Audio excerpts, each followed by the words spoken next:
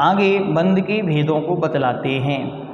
प्रश्न number 294 294 735 number गद्य।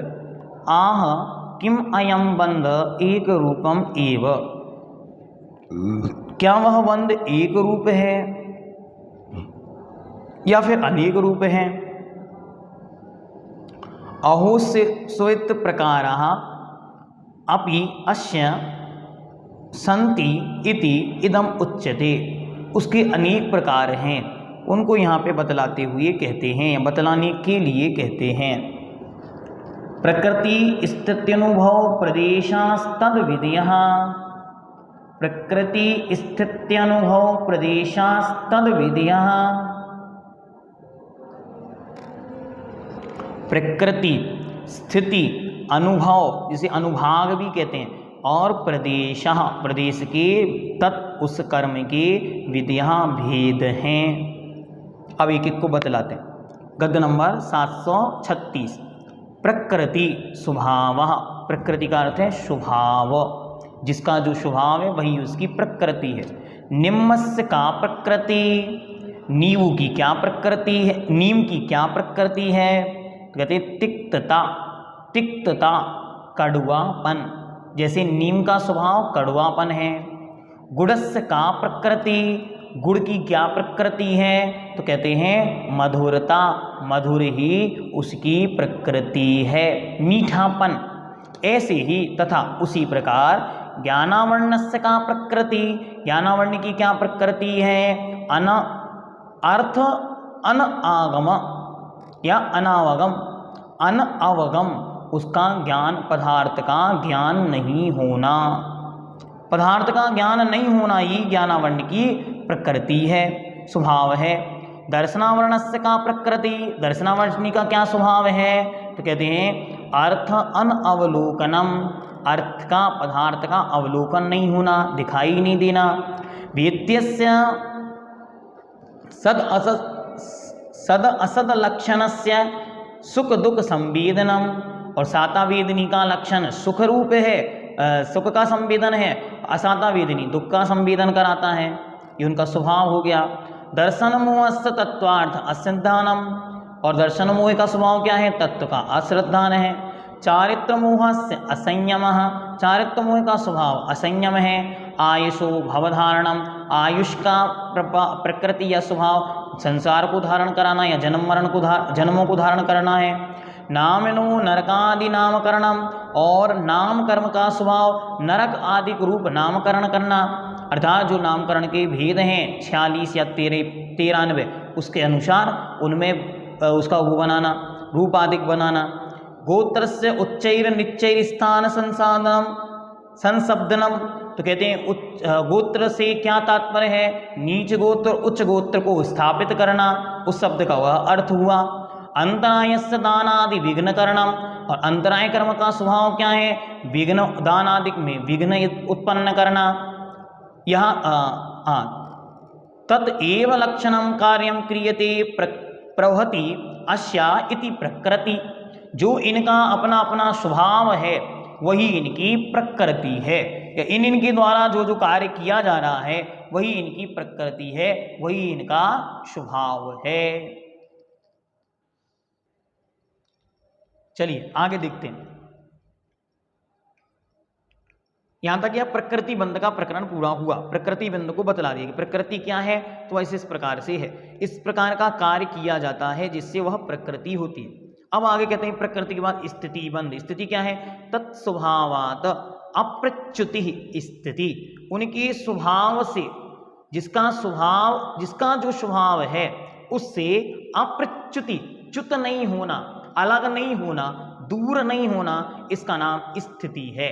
मतलब ज्ञानावरण आपने बांधा तो अब ज्ञान पर आवरण जितने समय तक पड़ा रहेगा, लक्षण दे दिया उन्होंने, अन अर्थ अन आगम अवगम, अन अवगम मतलब उसका ज्ञान नहीं होना, तो अब जितने समय तक उसका ज्ञान नहीं हो रहा है तब तक के लिए वह क्या कहलाएगी, स्थिति कहलाएगी।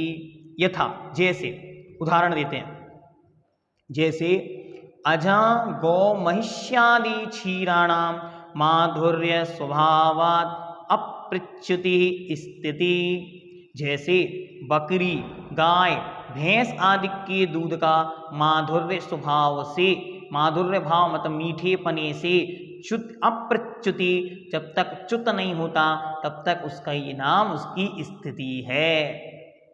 आपने एक उसमें दूध लेके और रख दिया गर्म करके, अब जब तक वो अपने स्वभाव में बना है, माधुर्यता बनी है, खट्टा नहीं हो रहा, खराब नहीं हो रहा, तब तक उसकी स्थिति मानना। इसी प्रकार जब तक वह कर्म झर नहीं जाएगा तब तक उसकी स्थिति मानना, जानना चाहिए। तथा उसी प्रकार ज्ञानावरणादि नाम अर्थ अवगमादि स्वभावात अप्रच्युति स्थिति। उसी प्रकार ज्ञानावरणादिक आठों कर्मों की जो जो उनके स्वभाव हैं, इसका स्वभाव है अर्थ का अवगम नहीं होना, उन स्वभावों में उस रूप बना रहना, अप्रच्युति इसका नाम स्थिति है। इसको विशेष जानना, ठीक है। इतना ही इन्होंने यहाँ पे इसके विषय में बतलाया। अब इसके विषय में थोड़ा सा अनुभाग के विषय में आगे बताते हैं। स्थिति आदि क्यों पूरा विस्तार से नहीं बता रहे, क्योंकि इनके विषय में आगे आचार्य एक एक सूत्र देंगे। तो प्रकृति बताएंगे आठों कर्मों की वहां पर, और स्थितियां भी बतलाएंगे, इसलिए यहाँ पे इतना ही बस देके सामान्य परिचय कर रहे। तत् रस विशेषो अनुभवा, उसका रस विशेष जो कर्म है उसका रस विशेष, रस मतलब फल, तो उसका रस विशेष जो है उसका नाम ही अनुभव है, जिसे हम अनुभाग भी कहते हैं। अनुभाग जल्दी समझ में आता है क्योंकि अनुभाग शब्द सुना हुआ, अनुभव शब्द उसका एक प्रकार से अनुभव शब्द जो हम लोग वर्तमान में प्रयोग करते हैं वो थोड़ा सा अलग हो जाता है, और अनुभाग मतलब कर्म की फलदान शक्ति, फल देने की शक्ति। यथा जैसे अजा गौ महिष आदि क्षीराणाम तीव्र मंदादि भावेन रस विशेषा, जिस प्रकार बकरी, गाय, भैंस आदि का जो दूध है उसमें तीव्र आदि मंद्र भाव से या भाव रूप से भावेन, तीव्र मंद्र आदि भावेन रस विशेषा, उनका अलग अलग रस होता है। गाय का दूध, तीनों में अंतर है, बकरी का दूध अत्यंत एक प्रकार से पतला होता है, पाचक होता है, सुपाच्य होता है, लेकिन माधुर्यता कम होती है। फिर गाय का दूध उससे थोड़ा सा गाढ़ा होता है, उससे थोड़ा सा अधिक पौष्टिक होता है, और उससे अधिक कम पाच्य होता है, और उससे थोड़ा अधिक मीठा होता है। और जो भैंस का दूध होता है वो अत्यंत गरिष्ठ होता है, अत्यंत भारी होता है और अत्यंत मधुर होता है। ये तीनों में क्रमशः अंतर होता है। इसीलिए बच्चों के लिए सबसे बेस्ट दूध यदि कोई कहा तो बकरी का दूध कहा, क्यों? वह अत्यंत सुपाच्य होता है, और भैंस का दूध अत्यंत गरिष्ठ होता है। तो जैसे इन तीनों के रस में, स्वभाव में अंतर है, वैसे ही कर्मों के स्वभाव में अंतर है, वह इन्होंने बताया, उसी का नाम अनुभाग है, उसकी फल विशेष दान शक्ति। तथा उसी प्रकार कर्म पुद्गला नाम स्वगत सामर्थ्य विशेषो अनुभवा, और जो कर्म रूप पुद्गल आए हैं उनकी अपनी अपनी योग्यता, स्वगत सामर्थ्य, उनकी अपनी अपनी योग्यता का नाम अनुभव है। एयत्ता अवधारणम प्रदेशा, एयत्ता का अवधारण करना प्रदेश है। एयत्ता मतलब उस वस्तु का अपना स्पेस, एरिया, जगह को एयत्ता बोलते हैं। तो एयत्ता उस जगह को ग्रहण करना का नाम प्रदेश है। सो जो प्रदेश आएंगे, कर्म के भी अपने प्रदेश हैं और आत्मा के भी अपने प्रदेश हैं, तो उनका उन प्रदेशों पर विशेष पर ठहर जाना, इसका नाम प्रदेश है। इयत्ता अवधारणम प्रदेशा, स्थान को ग्रहण करना ही प्रदेश है। कर्म भाव परिणत पुद्गल स्कंधा नाम परमाणु परिच्छेदेन अवधारणम प्रदेशा, कर्म भाव रूप परिणत, कर्म के रूप में जो परिणत पुद्गल स्कंधों की जानकारी करके क्या करना, उनको स्कंधा नाम परमाणु परिच्छेदेन अवधारणम, और उन्होंने किस किस प्रदेश को एकत्रित किया, इस किस प्रदेश पर उन्हें स्थित हुए हैं, इसका नाम ही प्रदेश बंध है। ऐसा जानना, आत्मा के असंख्यात प्रदेश हैं, तो एक एक प्रदेश पर आकर जो कर्म ठहर रहा है उसका नाम प्रदेश बंध है। कर्म रूप से परिणत पुद्गल स्कंधों के परमाणुओं की जानकारी करके निश्चय करना, ये प्रदेश बंध है। विधि शब्द प्रकार वचन जो अंत में विधिया शब्द दिया वह प्रकारवाची है कि ये चारों तद उस कर्म के प्रदेश उस बंध के प्रकार या भेद हैं। ते एते प्रकृत्या प्रकृति आदयः चत्वारः तस्य बंधस्य प्रकारः। ता एते, ये जो ऊपर कहे ये सब प्रकृति आदि 4 प्रकार का बंध है। तत्र योग निमित्तौ प्रकृति प्रदेशौ, उनमें से योग के निमित्त से प्रकृति और प्रदेश बंध होता है। प्रकृति मतलब स्वभाव और प्रदेश मतलब स्थान का ग्रहण, कितनी मात्रा। और कषाय निमित्तौ स्थितिनुभवौ, और कषाय के निमित्त से स्थिति और अनुभाग बंध होता है। स्थिति कितनी समय तक वो टिकेगा और अनुभाग उसके फल देने की शक्ति।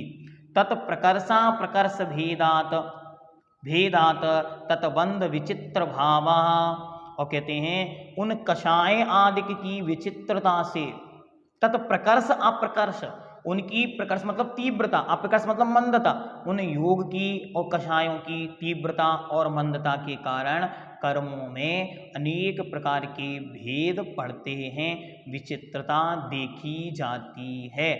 तथा च उक्तम, और कहा भी गया है, एक गाथा जो मूलागम से ली गई है उसे यहाँ पर आचार्य देते हैं। जोगापयडि पैषा ठिड़ि अनुभागा कषाय दो कुणदी, अपरिणदुच्च छिन्नेषु बंडठिड़ि कारणम नथि। जो आपने द्रव्य संग्रह में गाथा पढ़ी थी उसके अनुसार ही गाथा है, लेकिन ये गाथा मूलाचार ग्रंथ में उपलब्ध है, यही गाथा पंच संग्रह में उपलब्ध है, और यही गाथा गौमटसार कर्म कांड में भी उपलब्ध है। अंतर बस इतना है कि द्रव्य संग्रह की जो गाथा है उसमें पहले वाली पंक्ति को नीचे किया और ऊपर वाली पंक्ति उसमें उपलब्ध नहीं है, उसको यहाँ पे आचार्य ने दे दिया। ठीक है, क्या है इसका अर्थ? तो कहते हैं जोगापयडि पदेशा, योग से प्रकृति और प्रदेश बंद होता है।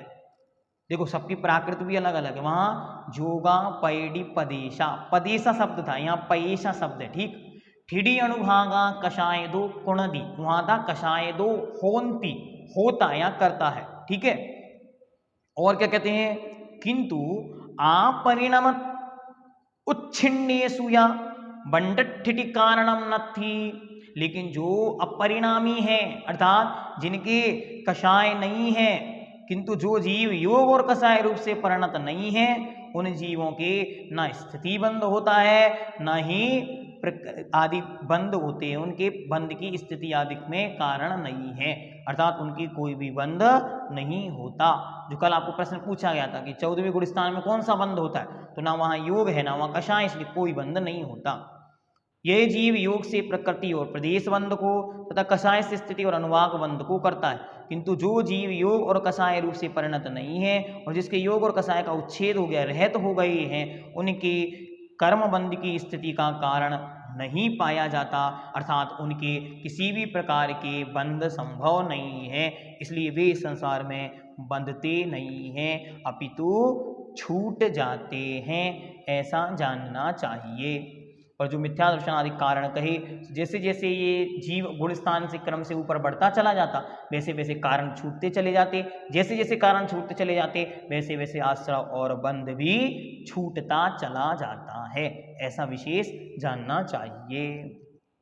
इसका विशेषार्थ भी दिया हुआ है, आप चाहें तो इसको भी पढ़ लें कि किस गुणस्थान में कौन सा क्या किस प्रकार से बंध संभव है।